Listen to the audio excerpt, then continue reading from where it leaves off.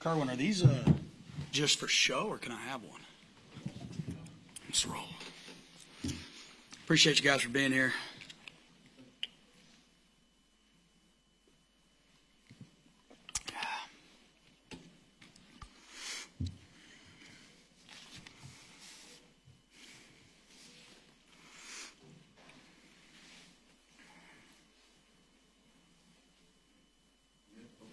Yep. All right.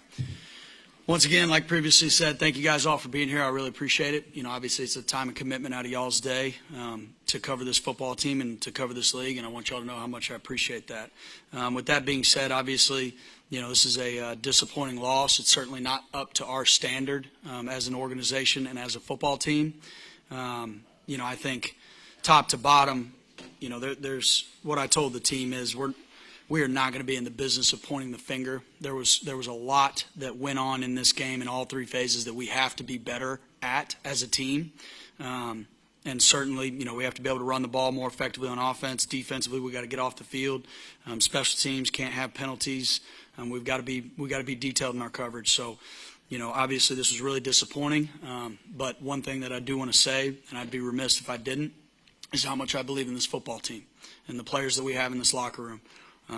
I really, really believe in them as people and as players, and I know we will be a better football team next week against the Birmingham Stallions. So with that, open to questions. Coach, what were some of the things, especially early in the game, that led to some struggles for Kellen Mond and the offense trying to get going? You know, obviously the first two drives that we had, not being able to sustain and kind of get that first down. There's a lot that goes into an offense, in my opinion, psychologically, that's really important. And that first down is a big one. And so for us, you know, if I remember right, I think it was our third drive of the game was where we actually were able to push the sticks a little bit. And with that, you know, I think it just goes back to, you know, we need to as a team to trust what we're doing, you know what I mean? And I know they do.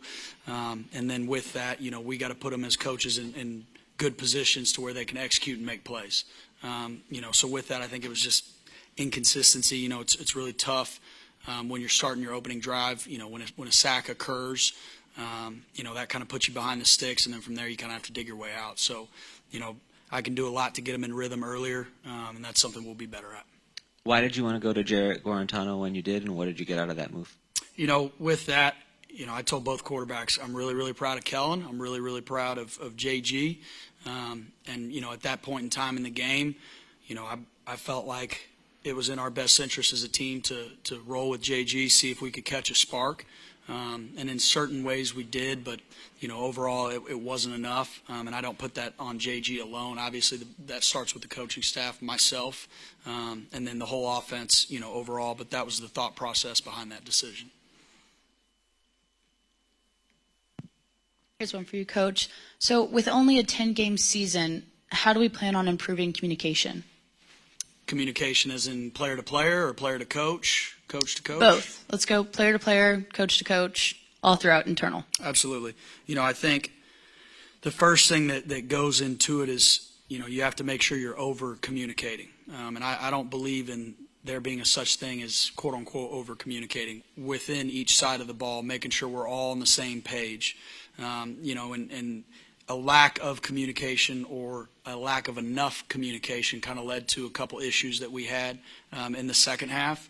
And so, you know, for me, how we correct that and improve that, it starts in meetings, making sure we're playing through every scenario, making sure everybody's all on the same page early in the week, and then that has to kind of carry over in game. You know, I thought going into this week, I thought we were very much on the same page. And then obviously, you know, kind of like I said, when you start a game going 3 and out and back-to-back drives, that puts you in a bit of a tough spot. And so overall, how we're going to correct that moving forward is I told the guys that this game comes down to details. And we had some opportunities in the second half, and no one person lost us this game. As a team collectively, we did not play well enough to win this game. And hats off to Houston. I thought they had a good game plan going in. Obviously, they dealt with some adversity with some of their injuries early. But to me, the big piece is just going to be making sure we're, you know, reset, get ready for Birmingham, make sure we're putting our players in good positions to be successful, and then from on there, making sure we're communicating all 11 on the field, whatever the phase may be. Coach is back here. So with that change you made at quarterback, does that mean that Kellen Mond will be your starting quarterback moving forward, or is that what just to test it out for today? You know, I'm not going to comment on who the starting quarterback will be moving forward. I think we're going to evaluate that this upcoming week. And, you know, that's why I do want to lead with I'm very proud of both quarterbacks. And I think both did good things at times. And so, to be honest with you, we're going to have to evaluate that this week.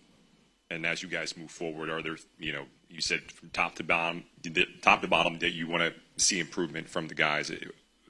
Defensively, it seemed like for the first majority of the game, you guys were hanging in there. What was it that you said to yourself, okay, like this is where we're going. Let's go ahead and maybe make that switch, you know, in order to change things up. Yeah, you know, this is going to sound like an elementary answer, but this is my honest opinion in football. This game is really as simple as four things. It's blocking, tackling, catching, and forcing turnovers, in essence. So the opposite of catching. And to me, what we have to do as a collective team is if we can focus on blocking, tackling, and catching, and defensively the opposite of a catch, trying to get pass breakups and things of that nature, I think we'll be in a much better spot. Because to me, that's where, you know, defensively a point of emphasis this week will be, you know, tackling and getting the ball carrier on the ground at first contact. Offensively, you know, we had several drops, and that, you know, that can't happen.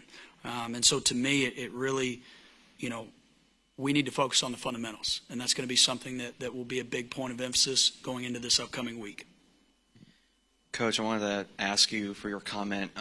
It was a small sample size for Jalen McClendon, the quarterback for Houston. We're expecting that type of game from him today. Say it again. Were you expecting that type of game from him today? You know, I told, you know, the ESPN before the game, I think Jalen McClendon's a really good quarterback. You know, I think he did a lot of really good things for him. Obviously, last week when he came into that game against Birmingham, it was in, you know, unique circumstances, obviously. But, you know, overall, just looking across the field, you know, I thought he did a lot of good things today. And, you know, with that, I've known he's been a good player because I remember him back when he was in Vegas in 2023 in the Legacy XFL. And so personally, I wasn't surprised. I don't know specifically what his stats were, but it looked like overall he had, you know, he was 22 for 32, 171, you know, no turnovers. So that was, you know, a big performance by him. I remember last week in Michigan, you guys, not Michigan.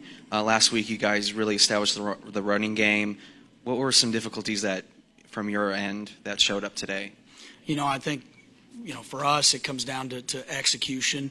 You know, and I think it starts up front. We can do things, you know, from a coaching perspective of putting them in good positions, formationally, making sure that we have, you know, the advantageous box picture to run the ball.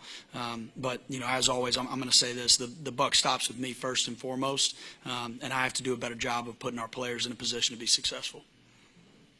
Coach, you guys announced more than 14,000 attendance today. It's the biggest crowd outside of St. Louis this season. Just what was your impression of the environment and the fan base turning out for you guys? You know, I want to say this with an exclamation mark at the end of it.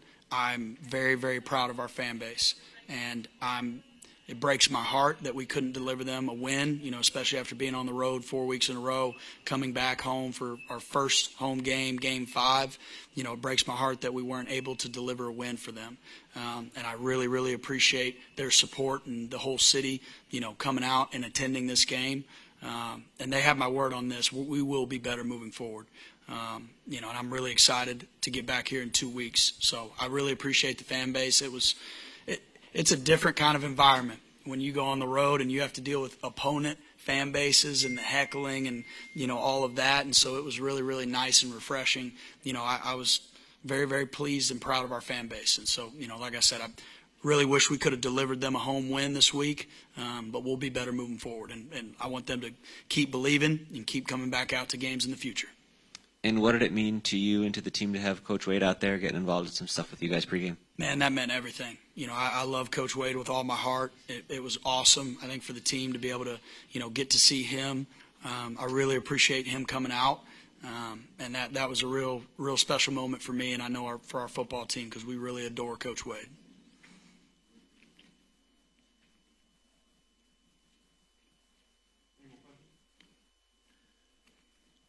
You guys good? Awesome. Thank y'all so much. Really appreciate y'all once again.